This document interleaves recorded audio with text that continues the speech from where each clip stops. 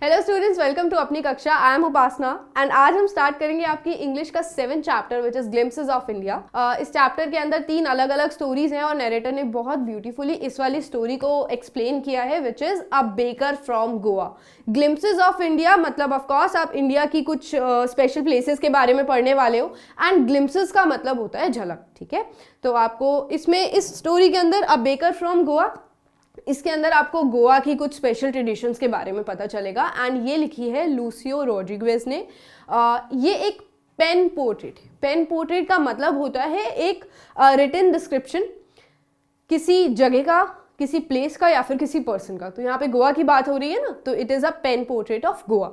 Also narrator ने इसके अंदर मेंशन किया है कुछ गोवा के ट्रेडिशन के बारे में and he has also mention कि जो गोवा था उस पर 450 ईयर्स तक पोर्टुगीज़ के लोगों ने राज किया था, रूल किया था। तो उसका बहुत बड़ा इन्फ्लुएंस रहा है गोवा के ऊपर, गोवा के कल्चर के ऊपर। तो वही हमने स्टार्ट करना है आज। ऑल्सो इस चैप्टर को हमने एक फ्लो चार्ट में डिवाइड कर दिया है। देखो, स्टोरी तो सबको ही पता होती है बट आंसर फ्रेम करना आना चाहिए। एंड आंसर को फ्रेम कैसे कर सकते हो? कुछ हाइलाइट्स पूरी स्टोरी के याद किया करो और उन हाइलाइट्स को अपने आंसर्स में यूज़ किया करो। वही एनसीईआरटी की लाइन यूज़ किया करो। अपनी वोकैबुलरी को स्ट्रॉन्ग करो, अपने वर्ड मीनिंग्स याद करो वही एनसीईआरटी वाले, और उनको याद करने के साथ साथ आंसर्स में यूज़ भी करो। तो आपके बहुत अच्छे मार्क्स आएंगे इंग्लिश के अंदर। आपको फ्रेम करने की प्रैक्टिस हो जाएगी आंसर्स को। तो आप स्टार्ट करते हैं। नरेटर इस स्टोरी को बताते हुए बहुत ज़्यादा नॉस्टैल्जिक हो रहे हैं। नॉस्टैल्जिक मीन्स कि अपनी गुड मेमोरीज, अपनी बचपन की याद को वो ताज़ा कर रहे हैं। उनकी जितनी भी चाइल्डहुड मेमोरीज हैं उनको उन्होंने इस पेन पोर्ट्रेट के अंदर लिखा है। ठीक है, तो हमने कुछ हाइलाइट्स बना दिए हैं इस चैप्टर के जो नरेटर ने डिस्क्राइब किए हैं और 1 बाय 1 हम इन हाइलाइट्स को पढ़ेंगे। पहला है Portuguese culture. As I told you, बहुत बड़ा इन्फ्लुएंस रहा है वहाँ के लोगों का, पोर्टुगल के लोगों का गोवा के ऊपर। तो first he mention famous for loaves of bread. तो नरेटर ना अपने चाइल्डहुड की बात बता रहे हैं कि जब वो छोटे थे तो कितने ज़्यादा शौकीन हैं वहाँ के लोग, कितने ज़्यादा शौकीन थे वहाँ के लोग, वहाँ के बच्चे ब्रेड के पीछे। नॉर्मल ब्रेड नहीं, ब्रेड की बहुत सारी वेराइटीज़ आती हैं, पढ़ेंगे इस चैप्टर के अंदर, इस स्टोरी के अंदर। तो कितने ज़्यादा लोग शौकीन थे ब्रेड के लिए। For loaves of bread. Loaves क्या होता है? आपके घर में जो ब्रेड आती होगी उसमें पीसेस वाली ब्रेड होती है ना, तो उस मान लो उसमें पीसेस नहीं है, दैट कंप्लीट रेक्टेंगल वाला, क्यूबॉइड वाला जो चीज़ है, that is called as loaf. Plural हो गया लोव्स। तो लोव्स ऑफ ब्रेड के लिए फेमस है पोर्टुगीज कल्चर। तो वहाँ पर लोग ना, ये एक प्रोफेशन है, बेकिंग एक प्रोफेशन है गोवा का। वहाँ के लोग आज भी बेकिंग करते हैं और वो कितने सालों से चलती आ रही है। जो लोग बेकिंग करते हैं उनको बोलते हैं बेकर्स। तो नरेटर ने बताया है कि ये एक ट्रेडिशनल प्रोफेशन है, मतलब बहुत पुराने टाइम से चलता हुआ आ रहा है। आज भी लोगों की फैमिली के अंदर ये प्रोफेशन कंटिन्यू होता है एंड आज भी ना हमें ये सारी चीज़ें देखने को वहाँ पर मिलेंगी, क्योंकि वहाँ पर आज भी फाइनेंसेस एग्जिस्ट करती हैं जो उस टाइम पे बेकर्स यूज़ किया करते थे ब्रेड बनाने के लिए।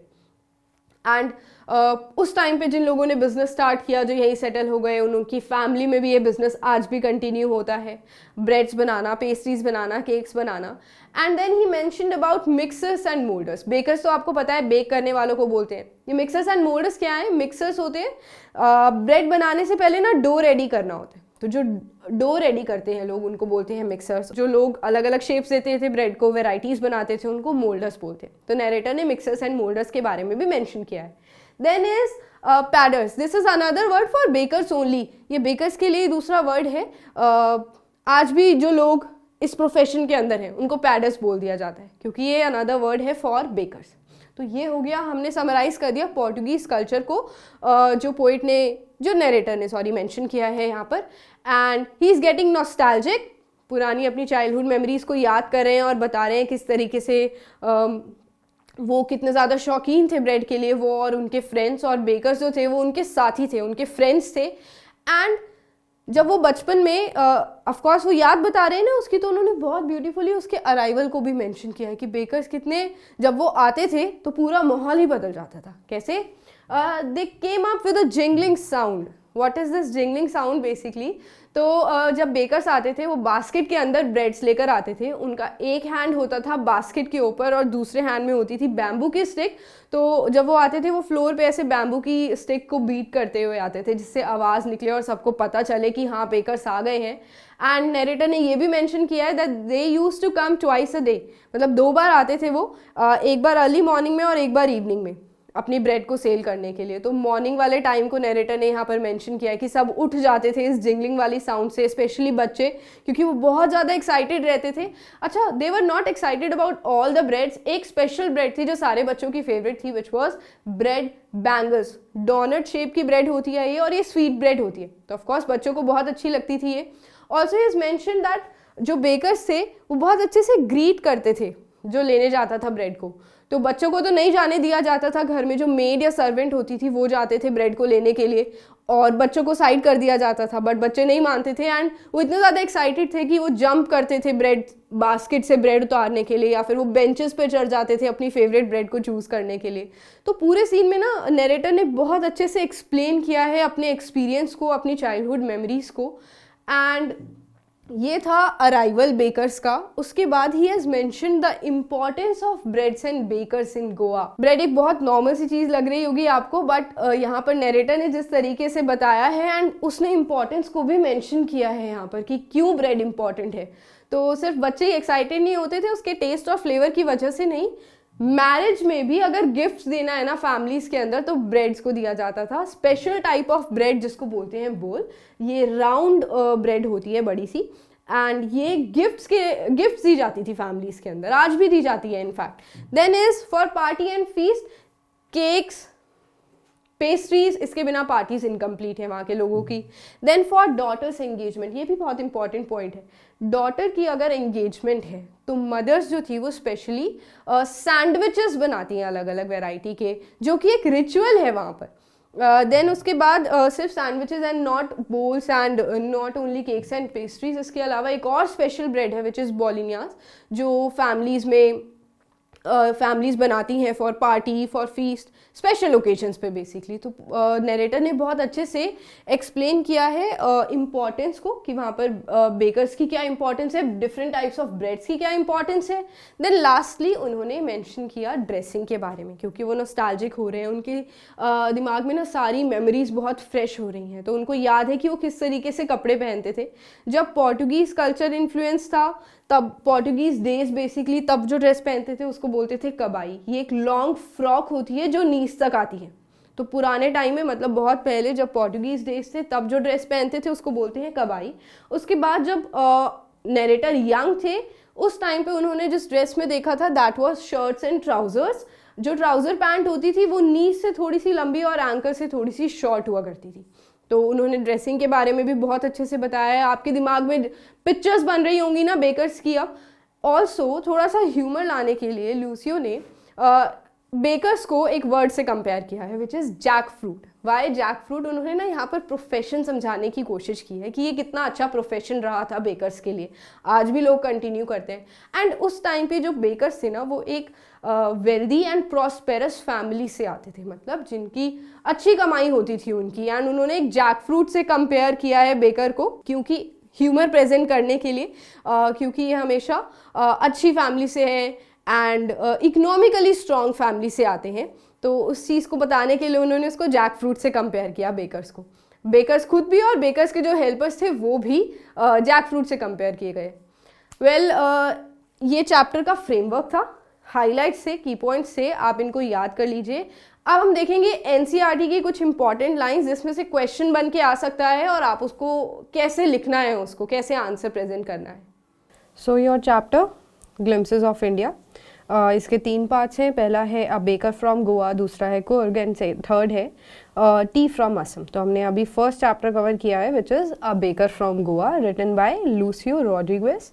एंड इसके अंदर देखो this is a pen portrait. Basically pen portrait का मतलब मैंने आपको बताया ना, एक रिटन डिस्क्रिप्शन किसी प्लेस का या किसी पर्सन का, किसी का भी हो सकता है। तो एक पेन पोर्ट्रेट है। ट्रेडिशनल मतलब पुराना, गोवा का मतलब आप गोवन विलेज मतलब गोवा का विलेज। बेकर्स के बारे में बताया हुआ है, who still has an important place in the society में आज भी इनको बहुत इंपॉर्टेंट प्लेस दी गई है, क्योंकि आज भी ये ट्रेडिशन वहाँ पर फॉलो होता है, बहुत सारे बेकर्स आज भी वहाँ पर मिलेंगे। Then is this first word which is reminiscing nostalgically, thinking fondly of the past, पुरानी बातों को याद करना, जैसे यहाँ पर नरेटर पुरानी चीज़ों को सोच रहे हैं। उसके बाद है हमारे एल्डर्स भी, आपको लिखा हुआ है ना, our elders are often heard reminiscing nostalgically about those good old Portuguese days, the Portuguese and their famous loaves of bread. तो यहाँ पर नरेटर अपनी कहानी बता रहे हैं, जिस तरीके से एल्डर्स अपनी चाइल्डहुड मेमोरीज को ग्रैंड चिल्ड्रन के साथ शेयर करते हैं। उसके बाद है as I told you, last line देखो इसकी, द थर्ड and the jingle of the traditional bakers bamboo heralding his arrival in the morning can still be heard in some places. क्योंकि नरेटर है, उन्होंने बहुत अच्छे से बताया है कि किस तरीके से वो आते थे, एंड उनके लेफ्ट हैंड में बैम्बू स्टिक होती थी जो वो फ्लोर पर ऐसे बीट करते थे, उससे जो नॉइज़ आती थी, तो इसीलिए लिखा हुआ है। Then those bakers are even today known as pader in Goa. During our childhood in Goa, the baker used to be our friend, companion and guide. तो नरेटर बता रहे हैं बचपन में जो बेकर थे वो उनके फ्रेंड्स हुआ करते थे, उनके साथी हुआ करते थे, एंड गाइड भी हुआ करते थे। Came at least twice a day, and जब जाते थे तो उनकी बास्केट एम्प्टी हो जाती थी। जिंगलिंग थर्ड, ये साउंड है जिस साउंड से वो आते थे, तो आपको मतलब मैं इसका बता चुकी हूँ कि क्यों जिंगलिंग साउंड बोला है यहाँ पर। The jingling third of his bamboo woke us up from sleep and we ran to meet and greet him. Why was it so? भागते हुए जाते थे ना बच्चे ब्रेड लेने के लिए। Was it for the love of loaf? Not at all, मतलब वो उनको ब्रेड से प्यार था इसलिए वो जाते थे? वेल नहीं। The loaves are brought by some Paskine और Bastine, the maid servant of the house. What we longed for were those bread bangles which we choose carefully, sometimes it was sweet bread of special make. तो मैंने आपको पहले ही बताया था कि उनको bread से कोई इतना ज़्यादा प्यार नहीं था, it was that special bread जिसको ब्रेड बैंगल्स बोलते हैं। ये बहुत फेवरेट थी बच्चों की क्योंकि इसका स्वीट फ्लेवर होता था, एंड इसके लिए वो हमेशा से एक्साइटेड रहते थे। Then after that the baker made his musical entry on the scene with the jhang jhang sound of his special made bamboo staff. तो यू नो वही जिंगलिंग साउंड, वही झंग साउंड को इन्होंने कितने अच्छे से एक्सप्रेस किया है। वो सीन क्रिएट करना चाह रहे हैं आपके दिमाग में कि जब वो आते थे तो किस तरीके से आवाज़ आती होगी। And one hand supported the basket and other hand had the bamboo stick, जिससे वो आवाज़ आती थी। He would greet the lady of the house with good morning and then place his basket on the vertical bamboo. We kids would be pushed aside with a mild rebuke and the loaves would be delivered to the servant. तो मैंने बताया था ना आपको, बच्चों को नहीं जाने दिया जाता था, सर्वेंट्स उनको पीछे कर देते थे, बट स्टिल बच्चे तो मानते ही नहीं है, तो वो बहुत ज़्यादा एक्साइटेड होते थे, and then they still used to jump and peep into the basket. peep का मतलब होता है झांकना, तो वो छोटे बच्चे ऐसे झांकते रहते थे बास्केट के अंदर ताकि वो कौन सी अपनी ब्रेड को चूज कर सके basically.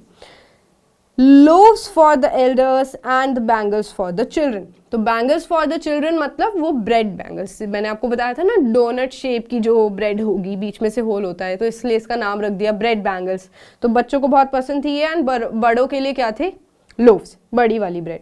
Then also this is important यहाँ पर, then we did not even care to brush our teeth or wash our mouths properly. Excitement देखो बच्चों की या नरेटर की, ब्रश भी नहीं करते थे अपने टीथ को, माउथ वॉश भी नहीं करते थे, सुबह उठते ही सीधा भागते थे बेकर्स के पास जब वो आते थे और उनसे ब्रेड लेकर खाना शुरू कर देते थे। And why should we do? Who would take the trouble of plucking the mango leaf for the toothbrush, and why was it necessary at all? The tiger never brushed his teeth. Hot tea could wash and clean up everything so nicely after all. So this is important. यहाँ पर ना mention किया गया है that narrator ने अपनी excitement को और क्रेज को मेंशन किया है कि कितने ज़्यादा वो सारे बच्चे इतने शौकीन थे ब्रेड के लिए कि वो ब्रश भी नहीं करते थे। एंड उस टाइम पे जो टूथ ब्रश करने का तरीका होता था, जैसे हमारे इंडिया में आपने विलेजेस में देखा होगा, आज भी लोग एक स्टिक होती है उससे अपने टीथ को क्लीन करते हैं, प्रॉपर वो ब्रश यूज़ नहीं करते हैं। ये पुराना तरीका है जर्म्स को क्लीन करने का। तो नरेटर भी अपने टाइम की बात कर रहे हैं, तो उन्होंने यही बोला कि कौन इतनी हिम्मत करेगा मैंगो ट्री से वो लेकर आएगा लीफ को और उससे अपने टीथ को क्लीन करेगा। इससे अच्छा bread low, T low, and उससे तो अपने आप ही क्लीन हो जाएगा माउथ। तो थोड़ा सा ह्यूमर प्रेजेंट करने की कोशिश की है यहाँ पर ल्यूसियो ने। ल्यूसियो की ना खास बात ही यही है, वो इसीलिए जाने जाते हैं। वो इस तरीके से अपनी स्टोरी लिखते हैं ताकि आपके दिमाग के अंदर ना पिक्चर्स आ जाए, वो आपसे ना कम्युनिकेट कर रहे हो, जैसे आपके सामने हो और आपसे बात कर रहे हो, इस तरीके से वो अपनी स्टोरी को प्रेजेंट करते हैं। तो सेम यहाँ पर उन्होंने ह्यूमर प्रेजेंट करने की कोशिश की है। That a tiger never brushed his teeth, शेर कभी भी अपने दांत साफ नहीं करता, और टी से तो क्लीन वैसे ही हो जाएंगे टीथ। तो this is what narrator has tried to mention here. एक बार मीनिंग्स देख लेते हैं। As I told you, meanings learn करेंगे एंड उसको आंसर में भी यूज करेंगे। Rebuke, rebuke an expression of disapproval, a scolding, डांट कर पीछे कर देना, that is a rebuke. Then fragrance, fragrance you already know, scent, खुशबू, ठीक है। तो वेल जब ब्रेड और केक्स और पेस्ट्रीज बनती है तो इसकी फ्रेग्रेंस बहुत स्ट्रांग होती है, तो उसको भी यहाँ पर नरेटर ने मेंशन किया है। देन इम्पॉर्टेंट ब्रेड्स की बात आ गई है। Marriage gifts are meaningless without this sweet bread known as bol, without this sweet bread known as bol, such as party or a feast loses its charm without bread. Not enough can be said to show how important a baker can be for a village. Gifts में, parties में, तो baker तो जान हो गई एक village की, इतने इंपॉर्टेंट थे वो।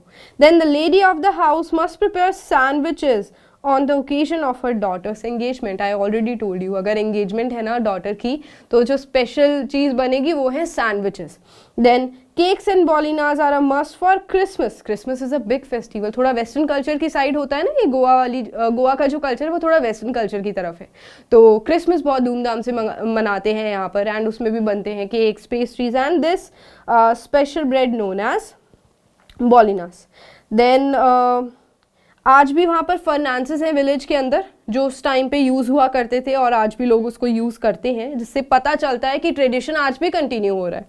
देन द बेकर और bread seller of those days had a peculiar dress known as kabai. Portuguese days के टाइम पे जो ड्रेस थी कबाई, उसके बाद नरेटर के चाइल्डहुड के टाइम पे जो ड्रेस थी वो थी पैंट्स एंड ट्राउजर्स, आएगा आगे। इट वॉज अ, अच्छा कबाई देख लेते हैं पहले क्या होता है। It was a single piece long frock reaching down the knees, and in our childhood we saw bakers wearing a shirt and trousers which were short, then full length ones and longer than half pants, मतलब half pants से थोड़े से बड़े और full length से थोड़े से छोटे, ठीक है, capri kind of thing. Then even today anyone who wears a half pant, तो उनको बेकर से मतलब रिलेट कर देते थे या फिर पैडर बोल देते थे। Now one more thing, the baker usually collected his bills at the end of the month. महीने के एंड में बिल बनता था, उनको पे किया जाता था, and monthly accounts used to be recorded on some wall in pencil. हिसाब लिखा जाता है ना कहीं खर्चों का, तो उस टाइम पे लोग क्या करते थे, वॉल पर ही कहीं लिख लेते थे कि क्या खर्चा आया है ब्रेड का। Then baking was indeed a profitable profession, economically profitable profession की बात हो रही है, फायदा होता था लोगों को, अच्छा प्रोफेशन था। And the baker and his family never starved, starve मतलब भूखा रहना, तो कभी भी भूखे नहीं रहते थे। वेल्दी फैमिली, प्रॉस्पेरस फैमिली बोलते हैं इसको। He, his family, his servants also always looked happy and prosperous. Their plump physique, plump यहाँ पर like fat physique, फिजिक मतलब appearance, physical body, and plump यहाँ पर क्यों लिखा गया है, फैटी अपीयरेंस दिखाने के लिए। And was an open testimony to this, was an open, this is important, इससे क्वेश्चन बन के आ सकता है कि ये लाइन दे देंगे एंड आपसे इसका मतलब पूछेंगे, तो आपको पूरी कहानी नहीं लिखनी है, आपको इंपॉर्टेंट पॉइंट्स को मेंशन करना है कि ये जो बिजनेस था, जो प्रोफेशन था, वो एक हेल्दी प्रोफेशन था। तो हेल्दी प्रोफेशन और वेल्दी प्रोफेशन, बेसिकली एक अच्छा प्रोफेशन था, इकोनॉमिकली स्ट्रांग प्रोफेशन था। इसीलिए नरेटर ने बोला है प्लम्प फिजिक को, और कोई भी अगर इस फिजिक का पर्सन दिखता था तो उससे पूछ लेते थे कि बेकर हो क्या, क्योंकि आई होप आप समझ रहे होंगे कि किस तरीके से वो यहाँ पर कंपेयर करने की कोशिश कर रहे हैं। Even today any person with a jackfruit like appearance, plump physique, jackfruit like physical appearance, jackfruit I already told you, उसके जैसे अगर कोई दिखते थे तो अगेन बेकर से कंपेयर करते थे। So open testimony, public statement about a character और क्वालिटी, अगेन मजाक में या ह्यूमर को प्रेजेंट करने के लिए यहाँ पर ऐसे लिखा गया है। Plump physique I already told you, pleasantly fat body, cute fat लोगों की बात हो रही है यहाँ पर। Well then is the NCERT questions. अभी इस चैप्टर आपने वीडियो देख ली होगी आई होप, और आपको समझ भी आया होगा चैप्टर, इंपॉर्टेंट पॉइंट्स आपको पता चल गए होंगे. Now right after watching this video try to attempt NCERT questions और वोकैबुलरी स्ट्रॉन्ग करने के लिए आई ऑलरेडी टोल्ड यू ये वर्ड मीनिंग्स याद करो, और जो भी आपको वर्ड लगता है ना कि हाँ इट इज़ इम्पॉर्टेंट, उसका मीनिंग ढूंढ के उसको आंसर में यूज़ करने की कोशिश करो. आपकी जो आंसर फ्रेमिंग है वो डेफिनेटली इम्प्रूव होगी. तो अभी बस इतना ही पढ़ेंगे हम आज के चैप्टर में.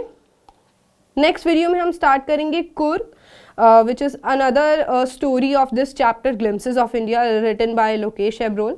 उसके बाद हम स्टार्ट करेंगे T from Assam.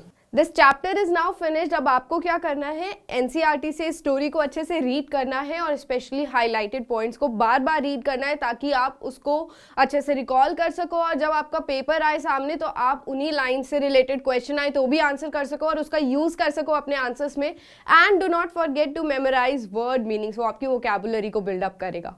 I hope आपको समझ आया होगा कि कितने ब्यूटीफुल तरीके से लूसियो ने गोवा के ट्रेडिशन को प्रेजेंट करने की कोशिश की है. उन्होंने अपने चाइल्डहुड को कितने अच्छे तरीके से एक्सप्रेस किया है, हर एक चीज़ को डिटेल में बताया ताकि आप पिक्चराइज कर सको कैसे बेकर्स आते थे, किस तरीके की ड्रेस वो पहनते थे, एंड उस टाइम पे एनवायरनमेंट कैसा होता था, वो किस तरीके से ग्रीट करते थे जब वो किसी से मिलते थे, बच्चे कितने एक्साइटेड रहते थे. एंड वो थी तो बहुत छोटी सी चीज़ ब्रेड, बट उसकी इम्पॉर्टेंस कितनी है गोवा के अंदर. केक्स और पेस्ट्रीज का कल्चर उन्होंने बताया हुआ है, बेकिंग प्रोफेशन के बारे में भी उन्होंने बताया.